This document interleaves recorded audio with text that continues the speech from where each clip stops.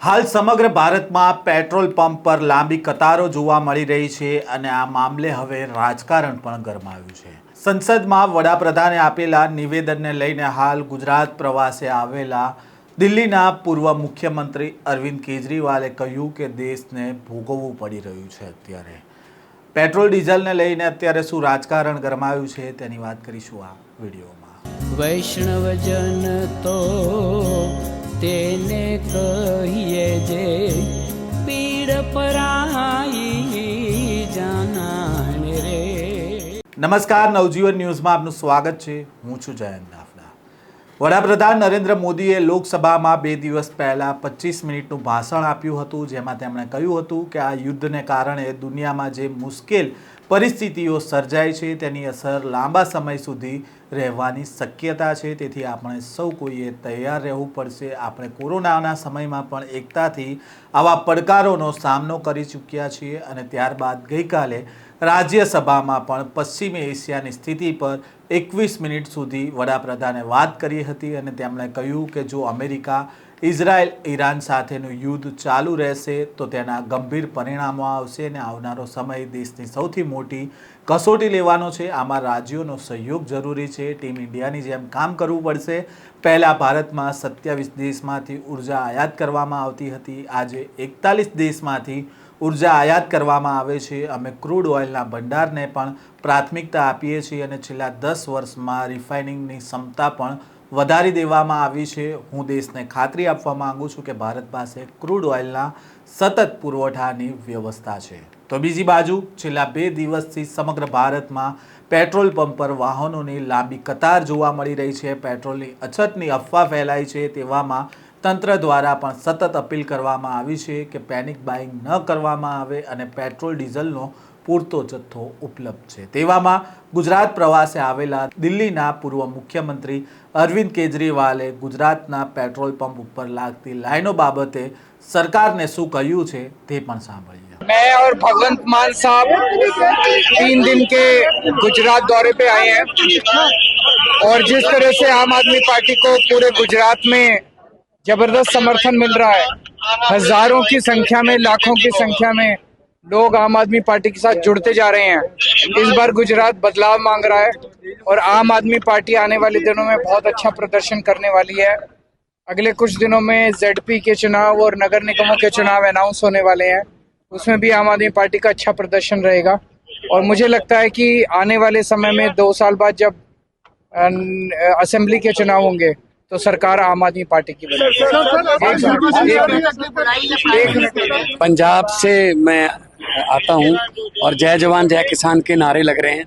यहाँ के किसान की बहुत दिक्कतें हैं। पंजाब के किसानों को दिन में बिजली मिलती है, नहरी पानी मिलता है, बिजली फ्री है, उनकी फसल समय पे उठाई जाती है। 24 घंटे के बीच बीच उसके फसल को मंडी में लाने के घर तक जाने तक उनकी DBT जो है वो उनकी रकम, फसल का जो मूल्य है वो मिल जाता है। तो इसीलिए बहुत सी सिमिलरिटी हैं पंजाब और गुजरात के किसानों के बीच में और लोगों के बीच में। लोग पंजाब में भी जब 22 से पहले इसी तरह एक रिजाइम से दुखी थे, वो भी अकाली, BJP और कांग्रेस के चक्कर में फंसे हुए थे। जैसे पंजाब में आजकल पूरा पंजाब जो खुश है, हम 4 साल में पूरी गारंटियां जो है पूरी करके हम अब इम्प्लीमेंटेशन की तरफ बढ़ रहे हैं कि इम्प्लीमेंट किया जाए और जो स्कीमें हैं सब लोगों की भलाई की स्कीमें हैं। गुजरात में जब भी आए हैं हम बहुत प्यार मिला है, पहले से ज़्यादा मिला है।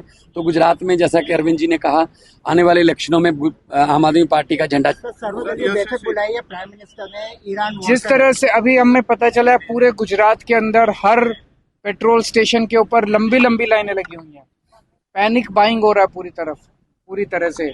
और जो स्टेटमेंट प्रधानमंत्री जी ने संसद में दिया उसमें उन्होंने खुद कहा कि आने वाला समय जो है वो बहुत कठिन है। ये केंद्र सरकार की और मोदी सरकार की जो नीतियां हैं, विदेश नीति है खासकर, उसकी वजह से आज पूरा देश ये भुगत रहा है। क्या जरूरत थी उनको युद्ध के एक शाम पहले नेतन्याहू को जाके गले लगाने की? क्या जरूरत थी? इजराइल जाने की क्या जरूरत थी?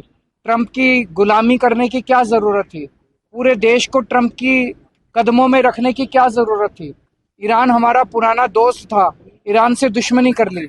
आज हमारा कोई भी जहाज वहां से गैस या पेट्रोल लेकर तेल लेके नहीं निकल पा रहा, अगर हम न्यूट्रल स्टैंड रखते, दोनों पक्षों के, हम किसी भी पक्ष के खिलाफ ना बोलते, तो आज हम इतनी बुरी हालत में नहीं होते जो आज हम बदलने के बाद અરવિંદ કેજરીવાલે પેટ્રોલ ડીઝલ મામલે નિવેદન આપતા જણાવ્યું કે ગુજરાતના પેટ્રોલ પંપ ઉપર લાંબી લાઈનો લાગી છે. પ્રધાનમંત્રીએ જ કહ્યું કે આવનારા દિવસો ચિંતાજનક છે અને પીએમ મોદીએ યુદ્ધના એક દિવસ પહેલા ઇઝરાયલ જવાની શું જરૂર હતી, આખા દેશને ટ્રમ્પના કદમોમાં રાખવાની શું જરૂર છે, તે પ્રકારનું નિવેદન છે તે અરવિંદ કેજરીવાલ દ્વારા આપવામાં આવ્યું છે. સાથે તેમણે કહ્યું કે ઈરાન સાથે દુશ્મની કરવાની જરૂર ન હતી. આજે ભારતનું એક પણ જહાજ ત્યાંથી ગેસ કે પેટ્રોલ લઈને નીકળી નથી શકતું અને પીએમ મોદીએ ન્યુટ્રલ સ્ટેન્ડ રાખ્યું હોત તો આજે પેટ્રોલ અને ડીઝલ માટેની આ પરિસ્થિતિ ઊભી ન થઈ હોત.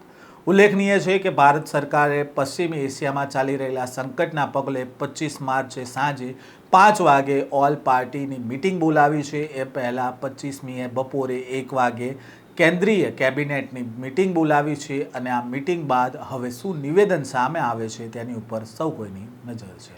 આ પ્રકારના સમાચાર અહેવાલ સાથે ફરી મળીશું. નવજીવન ન્યૂઝ સાથે જોડાયેલા રહેજો.